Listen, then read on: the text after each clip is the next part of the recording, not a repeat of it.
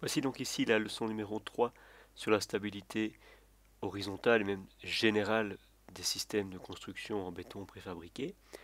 La leçon donc va s'articuler suivant 4 différents axes. Alors le premier, c'est l'encastrement des colonnes pour garantir la stabilité.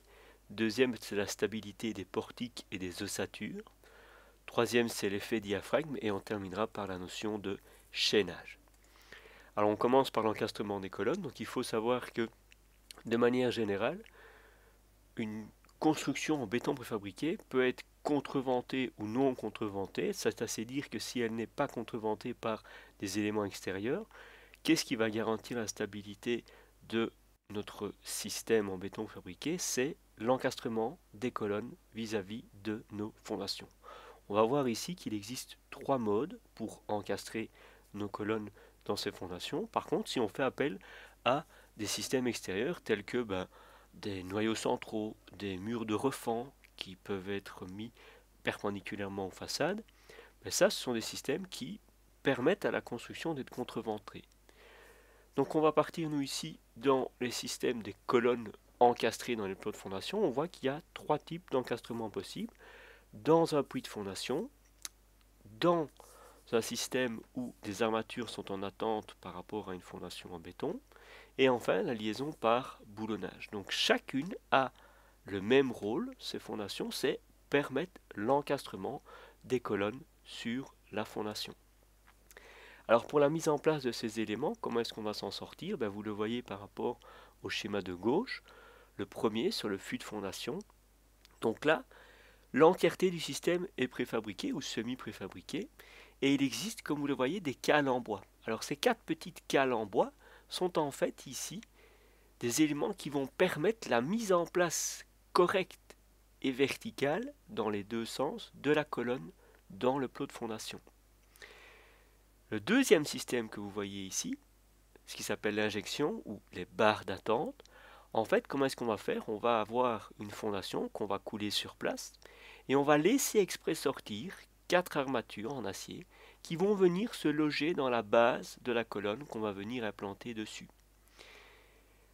Troisième système que vous voyez ici, c'est le système où on vient couler toujours la fondation sur chantier et on va faire ressortir 4 tiges filetées qui viendront s'insérer dans une platine métallique que l'on mettra en bas de cette colonne. Et on serrera en fait les 4 tiges à la colonne une fois sur chantier. Comme c'est clairement placé ici sur les 3 images, la première image et la troisième image, donc le plan de fondation, donc le fût de fondation et le pied métallique avec les écrous, ça ne nécessite pas d'étançonnement de la colonne. La colonne est déjà placée et une fois qu'elle est placée, on n'a plus besoin de l'étançonner. Elle est déjà mise de niveau tel quel.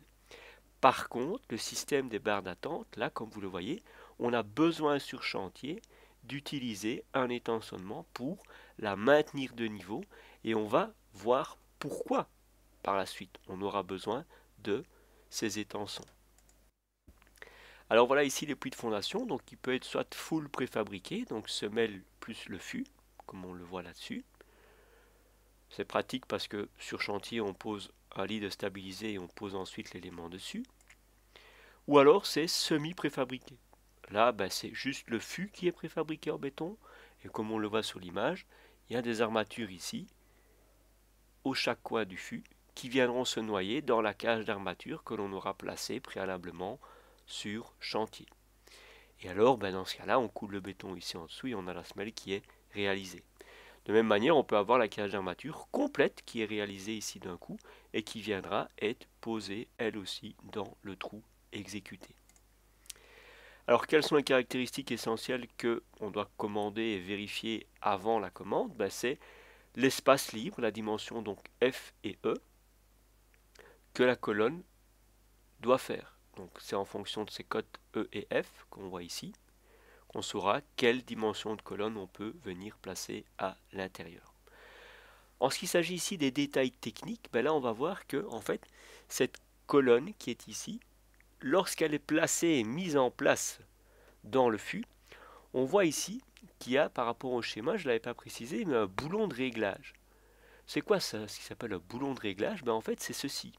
C'est une petite douille en fait. Donc préalablement à la préfabrication, dans le bas de la colonne, on vient faire une petite réservation et on vient insérer une douille où il y a une tige filetée qui ressort avec un embout plat. Et en fait, ça va permettre ça, lorsqu'elle est en manutention, ou avant la manutention, de dévisser simplement cette tige pour la faire ressortir un petit peu de notre colonne. Et donc dans ce cas, on va avoir ici un espacement entre le bas de notre fût et le bas de la colonne. Et ça va permettre ici de venir placer, comme on le voit sur l'image, du Groutex, qui est un mortier sans retrait, et qui permet vraiment de couler clairement et de solidariser la colonne avec le fût de fondation. On voit aussi sur l'image les crochets de levage, qui sont des crochets qui permettent la mise en place aisée de notre fût de fondation avant de venir placer notre colonne et la douille qui servira au placement. Petite remarque que l'on peut faire aussi en supplémentaire, c'est qu'il peut exister des plots de fondation pleins. Ça, ce sera quasi exclusivement réservé lorsqu'on aura des colonnes métalliques à venir placer ici au-dessus. Donc ça, c'est plus rare et on voit ici les différents types avec les différentes dimensions C et D qu'on peut retrouver là-dessus. Donc ça servira à servir d'assise de platine pour les colonnes métalliques. Alors deuxième système, c'est le système d'armature d'attente. Alors ces armatures d'attente, comme on le voit en fait, on voit la fondation qui a été coulée sur place et on a des barres d'attente qui ressortent. Alors souvent, de manière générale, la longueur de ces barres qui ressortent des fondations, c'est 50 fois, voire 60 fois le diamètre de la barre, avec un minimum de 50 cm. La plupart du temps sur chantier on met plus, mais c'est vraiment le minimum requis pour pouvoir garantir la stabilité. Ça va? Alors comment est-ce qu'on fait? Comme vous le voyez ici sur l'image, il y a en fait dans le bas des colonnes des réservations qui sont effectuées et qui viendront ici sortir par la face de notre colonne. Et en fait dans ces réservations, qu'est-ce qu'on fait une fois qu'on a placé la colonne sur la fondation et qu'on est venu vraiment enchasser la barre dans cette réservation, on va venir couler à l'aide d'un arrosoir du Groutex, qui est le mortier sans retrait, et on place les étançons, comme on l'aperçoit ici, pour finaliser la mise en place correcte, verticale de notre colonne. Troisième système, c'est le système, comme je vous dis, par boulonnage. Donc là, en fait, on a une platine à la base inférieure de notre colonne. On a les tiges filetées qui ressortent de la fondation et on vient simplement serrer nos écrous sur ces tiges filetées et grâce au fait de serrer plus dans un coin que de l'autre, on peut se permettre de garantir la verticalité de la colonne. Pour savoir la capacité portante du sol et voir si le sol résistera ou pas à la fondation, il suffit de savoir l'effort N vertical qui viendra de l'entièreté de la structure sur la fondation, savoir les dimensions A et B de la semelle et en fonction de l'excentricité de l'effort, on sait voir dans quel cas on se situe. Deuxième point dans la leçon, la stabilité donc des portiques et des ossatures. Alors il faut savoir en premier lieu que lorsqu'on travaille avec des portiques où un système d'acrotère est effectué ici, donc ça veut dire qu'il y a une rehausse du bardage par rapport au niveau de la toiture, donc on ne voit pas la toiture de l'extérieur, en fait dans ce cas-là on a ici, comme vous le voyez, une cornière métallique en T qui vient servir d'assise et de butée aux différents bardages. Et donc dans ce cas-là, on va avoir une hauteur de prise au vent qui est relativement importante. Et comme les bardages sont placés devant les colonnes, forcément la déformation du vent va se répercuter sur les colonnes, qui va se répercuter sur les poutres de toiture que l'on voit ici, et qui va avoir aussi tendance à faire déformer nos colonnes intermédiaires. Et donc c'est là où interviendra la notion de moment. Alors là, en fait, quand on est dans un système où on travaille avec des systèmes d'acrotère et des éléments de toiture qui sont lourds, donc ça veut dire des éléments en béton, pas des bacs acier, donc je parle vraiment des éléments de toiture type lourd, on va avoir en fait un effet gravitaire. important. Et c'est cet effet gravitaire qui va empêcher une trop grande déformation horizontale de tout notre portique. Si on avait mis un bac acier, ben là par contre on n'aurait pas eu assez de poids et ça aurait été problématique. Et là on va voir directement après comment on va solutionner ce système. Alors voilà ici le détail technique où on voit donc la poutre de toiture, la hauteur de colonne ici, la réservation pour l'appui de la poutre de toiture et on voit ici la rehausse en profil métallique T qui est ici et qui sert à l'assise pour la fixation des bardages en acrotère. Quand on est avec des systèmes bac acier, donc des toitures type légère, ben on n'a pas, pour contrer l'effet de vent sur les bardages, cette assise gravitaire importante au niveau du poids. Et donc ben les bacs acier sont trop légers, on ne peut pas se permettre de se fier à eux pour garantir la stabilité. Et donc dans ce cas-là, on fait appel à un contreventement différent qui est souvent la plupart du temps des croix de Saint-André en structure métallique dans chaque direction pour contreventer. Si on n'est pas avec un système de portique, on est avec un système d'ossature, ben là en fait il y a deux systèmes principaux qui garantissent la stabilité des ossatures. C'est soit le noyau central, soit les murs de refend ou les murs transversaux, ceux qui sont perpendiculaires à la façade. Donc comment on va travailler en fait un système, même par exemple de mur enveloppe, comme on a vu à la leçon numéro 2, ben là en fait, comme on est déjà avec un système où le poids des éléments béton est déjà plus important, ben on a déjà cette assise.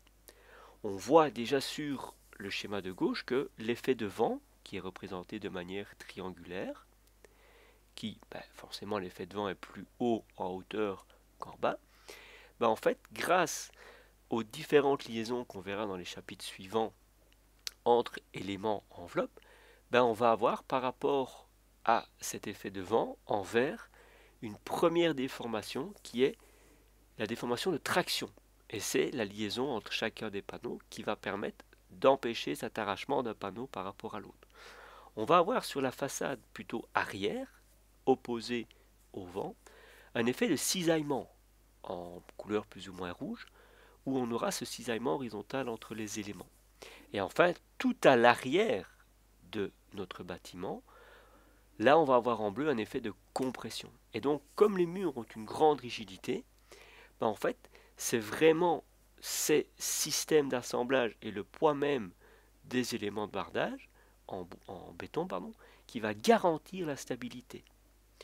Après, si on travaille clairement avec une ossature préétablie, comme on le voit avec colonne, plot de fondation, poutre de plancher et plancher, là, ce qui va donner la rigidité proportionnelle, c'est vraiment le noyau central.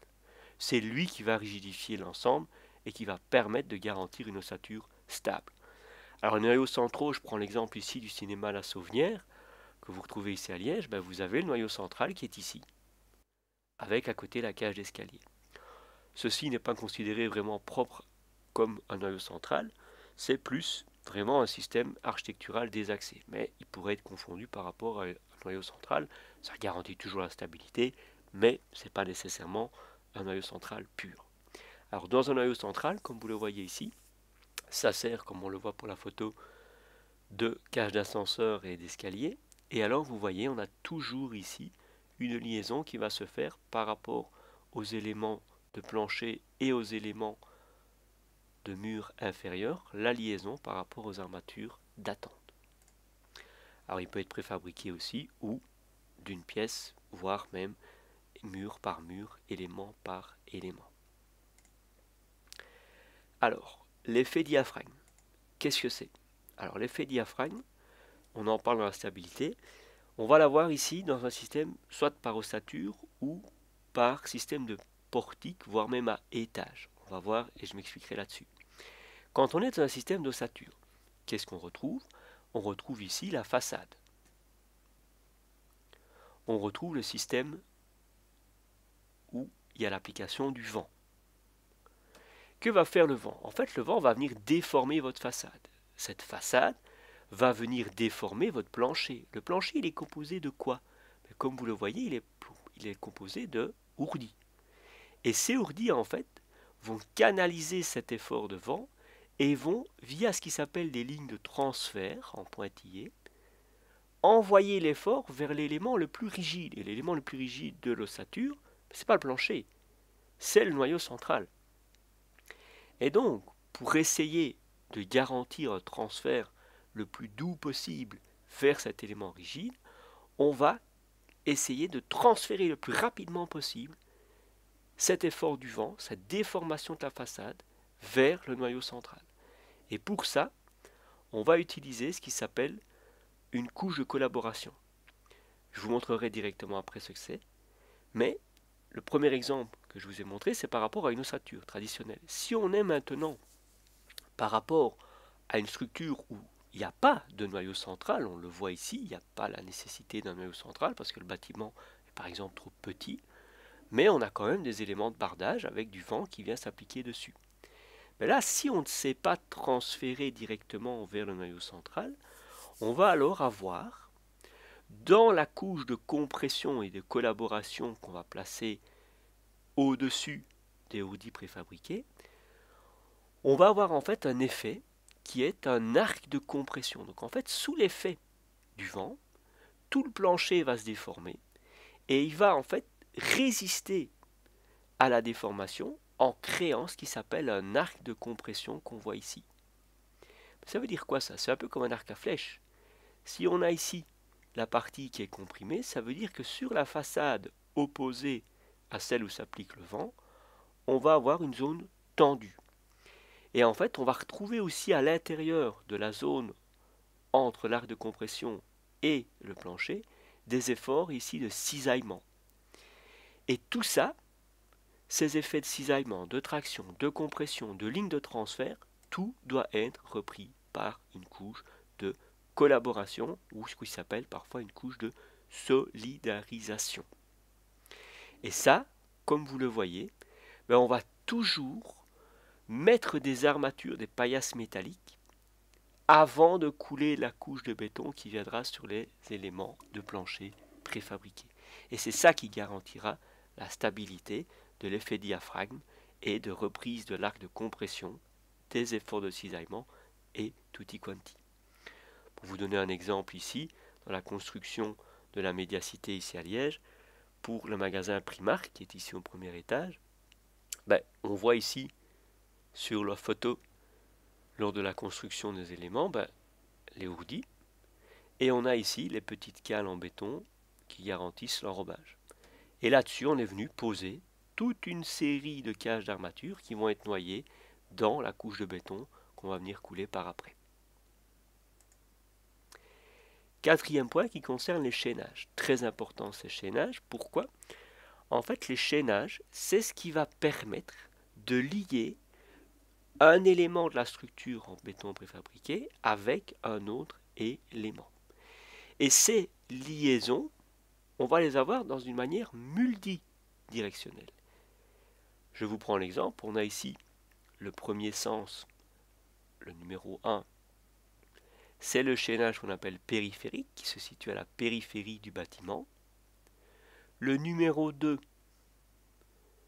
qui est le chaînage longitudinal, celui-là on le retrouvera pour lier deux éléments de plancher entre eux. Le troisième, c'est dans ce sens-ci, c'est le chaînage transversal. Le quatrième, c'est celui-ci, c'est le chaînage vertical. Et le cinquième, c'est le chaînage dit horizontal pour colonne et mur. C'est celui qui permet vraiment de créer la liaison entre la périphérie et nos éléments de plancher. On va essayer maintenant de matérialiser par des photos chacun des chaînages. Alors ici sur cette photo c'est un peu plus compliqué à visualiser, mais en fait on retrouve ici l'ossature clairement, colonne, poutre de plancher, et on va sur la poutre de plancher qu'on a ici une armature qui est une armature périphérique et qui viendra être noyée dans tout le plancher qu'on va venir couler par après. Le deuxième c'est le chaînage longitudinal. Alors en fait ici, je prends toujours le cas de la médiacité, il y a une petite particularité comme vous pouvez voir, il y a la présence de blocs blancs. en fait, ces blocs blancs sont des blocs qui ont été utilisés pour diminuer le poids propre du balcon. Parce que la portée du balcon était tellement grande que si on avait mis du béton plein tout du long, il aurait fallu une épaisseur de plancher trop importante. Et architecturalement parlant, on voulait une épaisseur un peu moindre, donc on a dû alléger la structure, mais si on diminue la capacité de béton, on doit augmenter la notion d'armature, et c'est pour ça que vous voyez ici là-dessus une première paillasse, et puis des grandes barres qui traversent tout du long et qui vont jusqu'à l'autre plancher.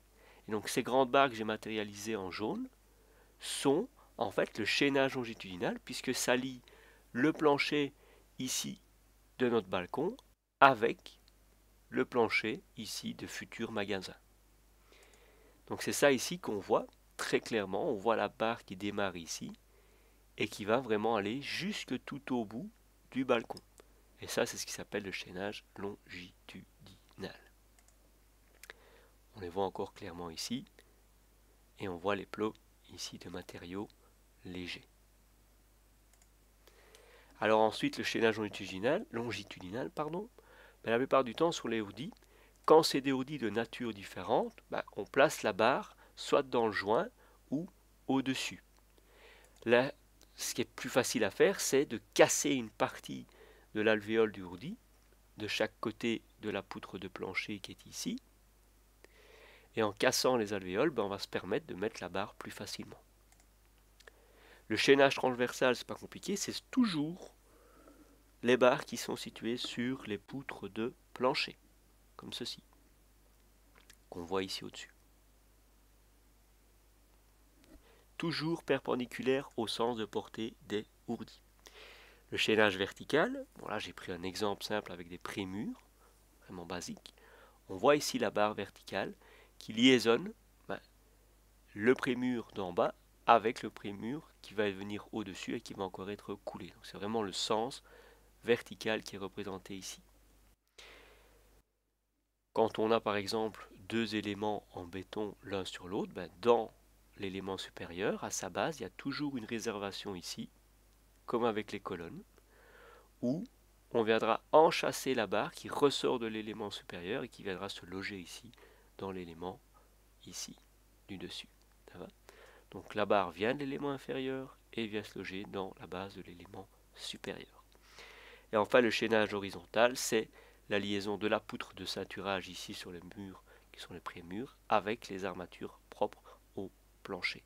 Donc là, on liaisonne la périphérie avec notre plancher. Donc voilà ici un schéma avec des coupes. Qu'est-ce qu'on visualise sur ces coupes? On visualise, comme vous le voyez ici, une coupe A, B et C.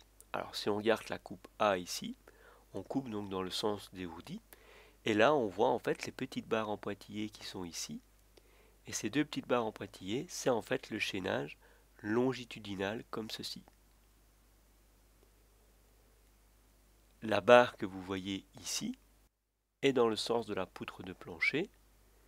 Et cette barre, c'est le chaînage transversal avec les deux points qui sont ici et ici.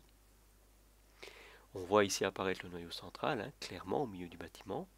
Quand je regarde la coupe B, je suis au niveau de la périphérie. Et là, qu'est-ce que je vois? Je vois en fait apparaître cette armature-ci. Et cette armature-ci, c'est l'armature du chaînage dit périphérique, avec le petit point ici et le petit point ici. On retrouve en plus, comme vous le voyez, la petite barre qui vient ici, pliée, et qui revient en partie dans le plancher. Et ça, c'est le chaînage horizontal. Et on voit ici clairement la barre qui est pliée et qui revient dans notre plancher. Comme ceci. Ça va ? On voit qu'il n'y a pas d'appui du plancher sur le mur, mais c'est pour liaisonner le mur avec le plancher. Pour ici la coupe C, clairement dans la périphérie, on voit ici le petit point, le chaînage périphérique, et la barre ici pliée qui revient ici, ça c'est le chaînage horizontal qui lie le plancher avec la colonne. Donc ces barres doivent supporter en fonction de leur longueur et les longueurs des planchers une certaine force que vous retrouvez ici, et qui dépendent donc des longueurs L2 et L3. Pour le chaînage longitudinaux aux appuis, ça va dépendre donc de la longueur L1 uniquement. Ça va? Pour le périphérique, là, ici, on le voit encore ici, clairement, chaînage horizontal qui lie le plancher aux éléments de bardage. Il y a une autre force aussi à laquelle ce chaînage doit être capable de reprendre. Donc le schéma ici final reprend vraiment l'entièreté des types de chaînage que vous voyez. Donc le chaînage longitudinal, hein, comme ceci, chaînage transversal, l'horizontal, qui vient ici prendre l'élément avec le plancher, et le périphérique qui reprend l'entièreté. Ceci clôture cette leçon numéro